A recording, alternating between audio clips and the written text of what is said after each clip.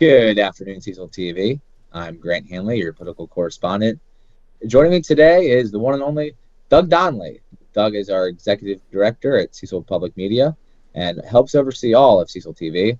You've seen Doug plenty. Doug has seen plenty, and Doug is in the know, and that's why we're going to talk to Doug about the charter amendments here with the Cecil County Council and Cecil County government. Doug, welcome to the show. Thanks, Grant, and it's good to be here. So tomorrow night the public gets to comment on this set of charter amendments. They after this comment session, then the council votes to approve them because they're currently exist as council resolutions, right? Okay. So the council will presumably vote on these and pass them, and then they go to Annapolis to be, I guess, legally blessed in some manner. Sure. Indeed. And then they show up on the ballot in November for the public to decide. So it's like they go through a few steps. Well, that's great to know. Doug, where do these charter amendments come from? Is this something that the current council kind of created and thought themselves, or is there an external body that helps with this? Yes, there is an external body. According to the charter, every 10 years, they assemble a charter review commission. And I think there's like 7 people on that commission, I guess appointed by the county executive.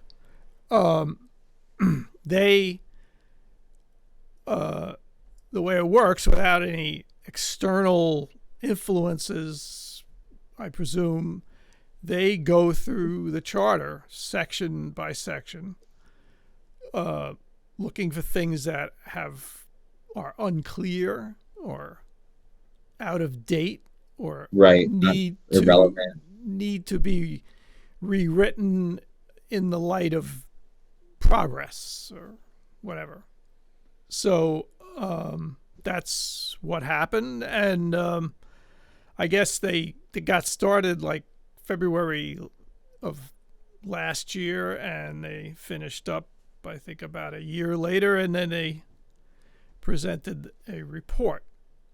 And the report the report kind of looks like the charter, but with edits, highlights, sure, okay, things like that.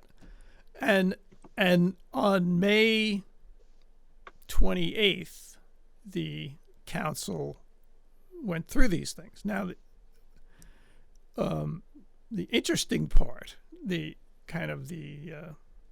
sausage making aspect to this, is that though the public will be considering 8 charter amendments, there were actually more.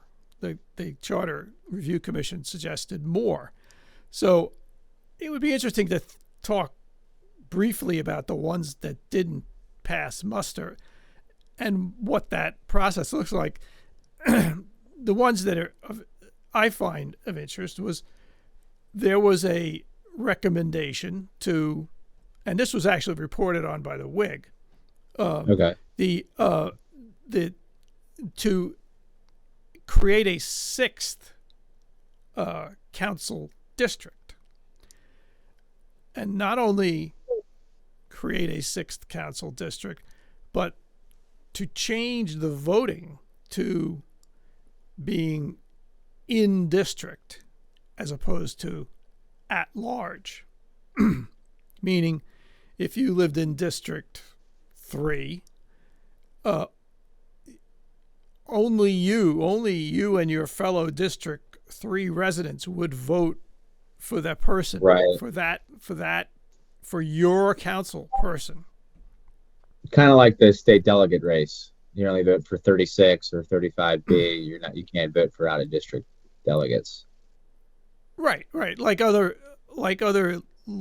legislative type voting, but anyway, it didn't appeal to the council people for the most part. There was one or two positive things said about it, which that leads me to the sausage making part of this, is that they don't ever. So they discussed all of these things on May 28th. The following, on June 4th, which was the next, is when these things became resolutions and they appeared on the agenda. And so these district oriented charter amendments, proposed charter amendments, were gone, mysteriously gone. And so I thought, well, there was no vote. We didn't see any public process in which they were eliminated. Well, that's not how it's done. What is done is they assess through, it's like an organic process. They consider the comments, and now, of course, they consider the many minutes and meetings of the Charter Review Commission as well, and kind of gauge a sentiment and whatever, and that the idea is, well, maybe next year for this one or something like that. Anyway, they decided that these are the ones. And so now we can, I guess. So, Doug, so you're saying the what you had just mentioned with a 6th district and a president at large, that is all charter amendments that will not be heard. They will not tomorrow. be heard. That is okay. Not something that the public gets to consider. But there is no county workshop or legislative session that decides that. This was all done internally, what they hear and don't hear. It's done internally. It's done. That's kind of interesting. I found it odd, and I asked some questions, and I learned that that's simply how it's done. I think, from a legal standpoint, the commission's recommendations become resolutions. Okay. It's up to the council. That is their job to create resolutions. And so they decided that these would be the resolutions. That's true. That's interesting. I think that would be kind of the legal thread through this process. That's interesting. Yeah, that makes sense, because it becomes they're the legislators, they're the bill makers. Right. So just because the commission says it's still the council person's decision to make it a resolution or not. Right. So that's why I guess you wouldn't see that at a public process. Why maybe it wouldn't be required to be a public process. Right. The commission provides recommendations. Yeah. The council creates resolutions. I hear you. Okay. Well, Doug, let's chat about some things that will be heard. Yes. So let's talk about. There's some interesting ones in there. The actual resolutions. Now, many of them have to do with the council itself. And so starting out, 20-2024, and I assume that at this hearing tomorrow they will take these in order. Yeah. It that the term of office of a council person shall be limited to serve no more than 3 consecutive 4-year terms. So, essentially, these term limits for county council. 3 terms is a lot. 12 years is a long time to be on the council for anybody. So I don't know, but people, the mood of the public these days, I suspect this would be favored by the public. Yeah, I had a question on it. First of all, I'm a proponent of term limits in general. Mm-hmm. I think it's good to get new people in and out. And I think in Washington, you see problems erode because of the same parties are always controlling it. Yes. Parties as in each individual member, not a particular political party. Right. But to my question, it says 3 consecutive terms.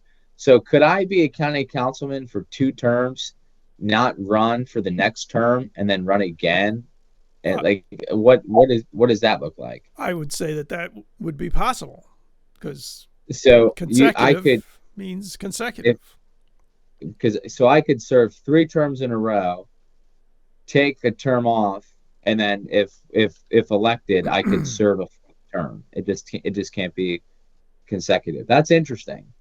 That is interesting. Right. So after 2, you're I mean, actually, after 3, you could take 1 off. You could take a break. And if you're really really up for it, you can come back. Because at that point, that's 20 years. Yeah. It'd be 12 years served, then 16 years by the time the election would come again, right. And then 20 years by the time you finish that term. Right. And I kind of like that flexibility too, because it's still like a term limit, but if you have to take that term off and then you somehow get elected again, you must be doing a good job you must be doing something right if you're consistently winning election after election. Sure. That is interesting though. I have 2 opposing opinions about term limits in general. Let's hear it. So, 3 4 years, that's 12 years, right? That's practically a generation. Right. Right? It's 6 years short of a generation. And we must provide incentive, motivation, and reasons for younger people to get involved with their local governments, politics. So I think this term limits lend themselves to that. On the other hand, the best term limits are the voters. Right. If people would vote more consistently, get more involved, we wouldn't need term limits because people would get voted out. And, term limits are, to me, are sort of like a shortcut to democracy in a way. But I don't know. So who knows? So moving on. The next one also pertains to the county council, and they want to raise their annual compensation from $25,000 to $35,000. Now, the Charter Review Commission says that the number is based on cost of living, inflation, etc. And, leave it there. And the it's $35,000 is not a lot of money. There was a lot of discussion about you still really can't live off that. you still need to have another job. Right. And if you need to have another job, why do you need 35,000? If you're if you have a career or whatever. But still, not everybody works differently, and who knows? Now they have. I was reading the 25,000 got set. Was that in 2010? Yeah, the beginning of the charter. Yeah. So I think in 14 years, a $10,000 increase to adjust for cola and inflation. I think that's really reasonable. Right. And it is a lot of work. Being a county Right. councilman is a lot of work. If you do really everything that some of those people, all those meetings, look at Jackie Right. going all over the place. Oh yeah. Excuse me. But I feel like I always saw Al Miller, Bill Couts, and Jackie Gregory everywhere on council business. You see a lot of Bob Meffley too, at least from where I'm going. So I think that's good. I mean, I'll vote. I guess I'll vote for it. It doesn't really matter what I think, but Yeah. I would vote for it if it made it to the ballot. Okay. Now, the next one also pertains to the council, and there is an accompanying one that pertains to the county executive. And it says that if a vacancy on the council should occur for whatever reason, And they do. and they do, Right? They occur. that the that the vacancy be filled based on the vacating member's party at the time of, it says at the time of filling. It's at the time of they took office. Right? So if you were a council person, you're a Republican. When you ran, you were a Republican. You have to vacate. You will be replaced by a Republican. And the way it works is I guess the way it has worked is that the Republican Central Committee chooses someone. Now, a historic aspect to this, and possibly, although it's been a bit of time, our first county executive, Terry Moore, happened to also be a sitting council person. She was elected county executive. A few days before her inauguration, she changed her party to independent. I guess because she had some doubts about who the Republican Central Committee might select. If I'm correct, the other sitting council people were all right, I won't attempt. Anyway, so because she was a independent, an unaffiliated voter, the interpretation of the charter at the time was that the council would pick somebody. Ultimately, she picked, and they agreed to Joyce Bowlesby, who was a Republican. Right. So that's how Joyce Bowlesby got on the council, ultimately became also president of the council for a number of years. So was it to avoid that situation that this resolution, this charter amendment is before us today? I don't know. Yeah, it has to be, because I feel like in any other context it's never been an issue, because the council's always been 5 Republicans. I mean, you've never, right? You've never seen it in any other political, and it makes sense, because if this is its first review, is this their second time the charter's getting reviewed Well, now, or it's every 10? I But believe so, it's the first formal review, though there were a bunch of charter amendments last year. yeah, But I think they came from a different method. Maybe they were okay, just proposed by the council. You know, citizens can if you get 10% of the electorate to sign a petition, you can create your own charter amendment. huh. I'm surprised that has not happened yet. Um, Well, what's the next one, Doug? okay, next one. All right. This relates to the county executive. Same thing. Term limits. No more than 3 consecutive 4-year terms. So we've never even come close. They can't even get 2 terms. Right. Haven't seen one yet. That's interesting. I mean, Yeah. it's still, I we already talked about term limits, but good and bad. Yeah. Same deal. Um, Yeah. all right. Now, next one raises the county executive's salary from, I believe, 95,000, I think it was 98 to 98, 130, 100, 230. yeah, to 130. Yep. Now,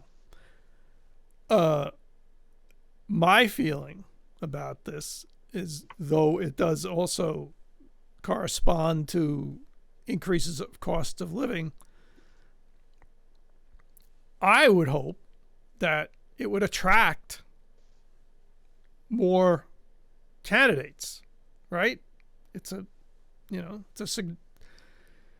it's a more substantial amount of money, and there may be people out there who say, well, I would do it, but I wouldn't do it for 98,000, but I might do it for 130. So I don't know. Other than that, Yeah, I mean it's a critical job. It's 40-hour, 50-hour, sometimes 60-hour weeks running the entire county government with your director of administration. I think it should be a oh high yeah, paying job, absolutely. and this kind of a fun one. The Register of Wills, Doug, that is a state set salary. The Register of Wills is a 6-figure salary. You know, Mm-hmm. just to give you context, I mean, elected officials that put in 40, 50 hours, for the good of the community, they should be compensated. Um, and what I like is it's a commission setting the new salary.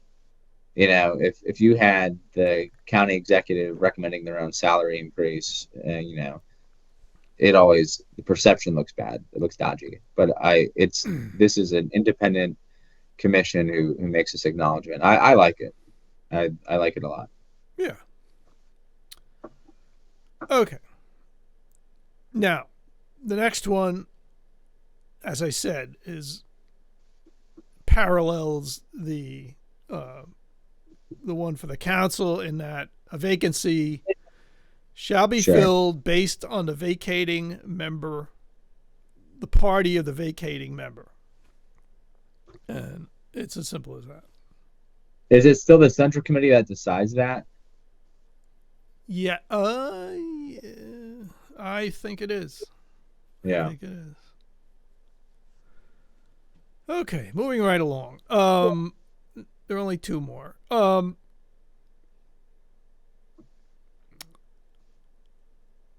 Oh, this is interesting. If appointments or removals of department heads and others, and those others are, say, say members of the ethics commission or members of the economic development, or these various commissions, right? So Sure. they get approved. They need to be approved by council. However, the way the charter is written now, from the moment they are nominated, the council has 30 days to say yes or no. Well, sometimes they don't have that. Sometimes county meetings are canceled. Right. Um, Right. so, in fact, there there was a resolution. One of those the resolutions that went to the great resolution holding place was that the council take August off. So we've heard of the can't the president of the United States make there's a type of appointment they can make that's a I forget what it's called. Anyway, there are kinds of appointments they can make when Congress is out, and that would be like this. Anyway, so Right. Right. the solution that this amendment proposes is that there have to be 2 consecutive legislation sessions held to approve these appointments, right? So, Okay. right, Yeah. it's not 30 days. There have to be actual there. They have to wait until the legislature has met twice, Right. Right. which seems to make perfect sense. Yeah, that seems like a no-brainer. Practical. No-brainer. Now, the last one, the funny thing about the last one, they say it just clarifies language, and they didn't talk about it at all on the 28th. So we just have to take them at their word that this has, there is, I believe it was a charter amendment last year that said that the budget and finance department had to create a regular report to the council their purchases and contracts and etc. I guess this refines that somehow. Anyway, that's it. That's what the people will talk about tomorrow night. Now, for these to end up on the ballot, the council has to vote yes tomorrow on Not each and every tomorrow. one. Not tomorrow. On the It's just the public. 16th. It's just the public hearing, and then the following legislative session. Yeah, I think it's the 16th. Okay, that's good to know. Well, that was an interesting discussion, Doug. And speaking of interesting discussions, I had the pleasure of talking to Al Miller last show I was on about Fair Hill, and was there any update you kind of wanted to give on that? Yeah. There was, first of all, there was quite a volume of comments, unusual for our stories, which that's how controversial we are. But that story created quite a reaction. People feel strongly about the Fair Hill races, and it's horse races. However, the event seems to be very near and dear to people, and I will go as far to say it's an event that's very near and dear to people when the 5-star really has not captured the imaginations of the local people. Sure. So I feel compelled to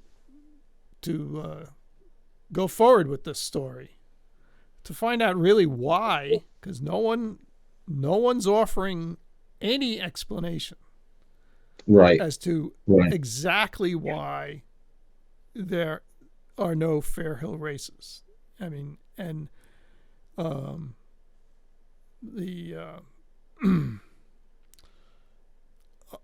a lot of signs, fingers, etc., point to DNR, and who sort of controls. You recall from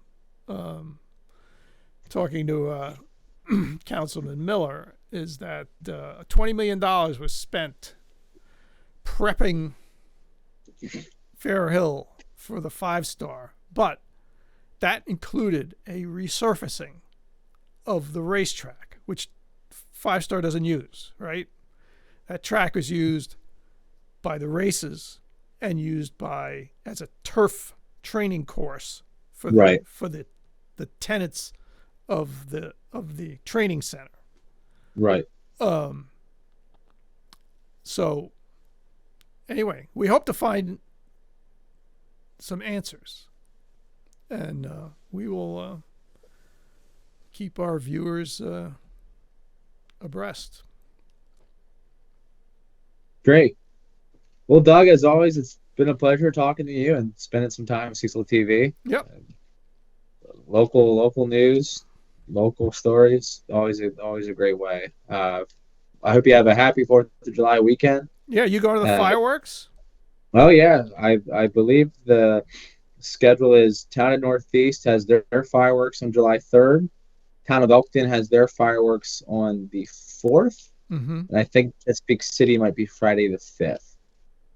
All right. But you don't quote me on that in case I get anything wrong. Well, I know for sure that the Cecil County's salute to veterans is Wednesday. Yep. And we will be there. Great. Perhaps we will. Well, I'll see you there. Perhaps we'll see you. And well, folks, there's no rain in the forecast. No rain. Doesn't rain on Doug Donnelly's parade. That's the rule. Well, it certainly rained on our parade last year. But, yeah, it did. But we made do over at the VFW. Well, folks, I'm Grant Hanley, Doug Donnelly, Cecil TV. All right. See you, Grant.